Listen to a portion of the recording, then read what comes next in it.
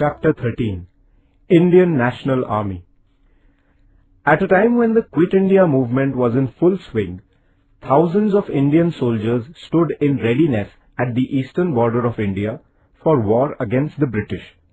These soldiers were members of the Azad Hind Sena or the Indian National Army.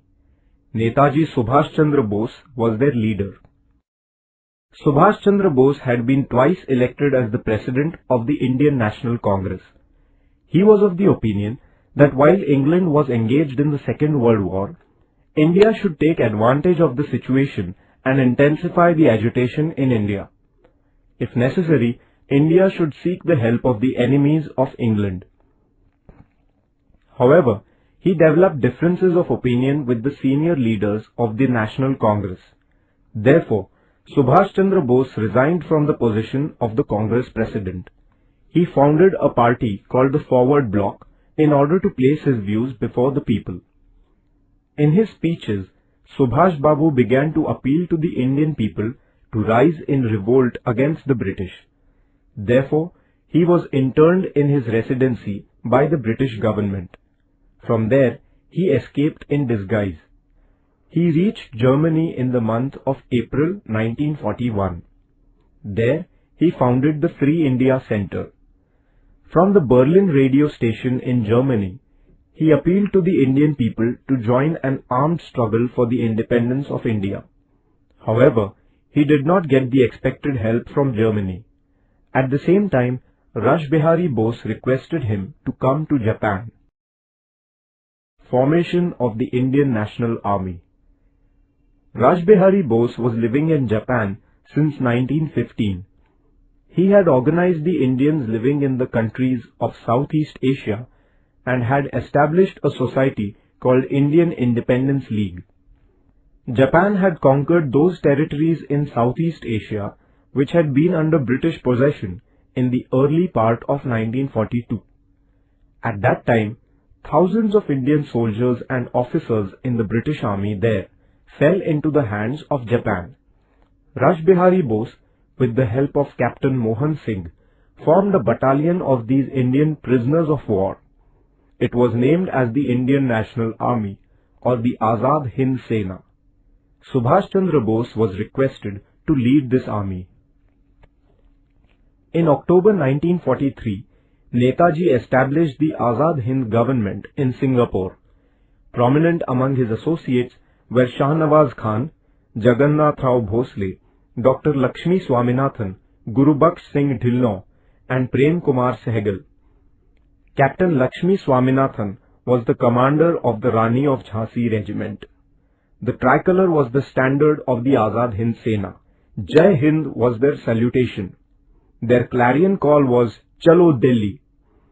Kadam Kadam Badhaye Ja was their marching song. Subhas Chandra Bose made an appeal to the Indian people to give their lives for the cause of India's freedom. The campaigns of the Azad Hind Sena. Towards the end of 1943, Japan conquered the Andaman and Nicobar Islands and handed them over to the Azad Hind government. Netaji renamed them as Shahid and Swaraj. Arakan in Myanmar was captured in 1944. Posts on the eastern border of Assam were captured. But the Imphal campaign remained incomplete because the Japanese supplies that the Indian National Army was receiving stopped. At this juncture, the British received reinforcements from the American Army which added to their military might. Even in these adverse circumstances, soldiers of the Indian National Army were fighting with all their strength. In August 1945, America dropped atomic bombs on the cities of Hiroshima and Nagasaki in Japan. As a result, Japan surrendered. Around this time, Netaji Subhas Chandra Bose died in a plane accident on 18 August 1945. The Indian National Army was then forced to lay down arms. Thus ended the phase of the struggle of the Indian National Army. The trial of the officers of the Indian National Army. The British government charged the officers of the Indian National Army with treason. The proceedings of their trial began before the military tribunal held in the Red Fort of Delhi. Pandit Jawaharlal Nehru, Bhulabhai Desai, Tej Bahadur Sapru and other distinguished jurists defended them.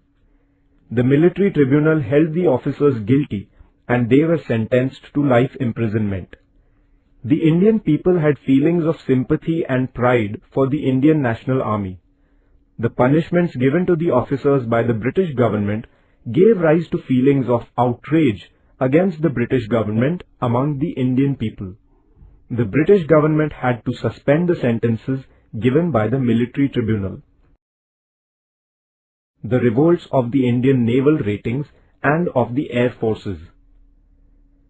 The inspiration provided by the Indian National Army caused discontent against the British power among the soldiers in the Navy and Air Force. It burst out on the British warship Talwar at Mumbai on 8 February 1946. The soldiers flew the tricolour on the warship and shouted slogans against the British power. The British government sent the army and opened fire on the naval ratings. The rebels, too, countered it with bullets. The workers and common people extended their support to the naval ratings. Finally, with the mediation of Sardar Vallabhbhai Patel, the naval ratings laid down their arms. In order to lend support to the uprising of the naval ratings in Mumbai, the Air Force officers at various places such as Delhi, Lahore, Karachi, Ambala, Meerut, etc. went on strike. These revolts were a clear indication that the sentiments of discontent against the rulers had reached a climax. Thus, during the years 1942 to 1946, the foundation of the British rule in India was badly shaken. The Indian people had expressed their strong opposition to the British through the Quit India movement. Now, the Army, the Navy and the Air Force, which formed the backbone of the British power, also began to turn hostile to them. The British rulers realized that the days of their rule in India were numbered.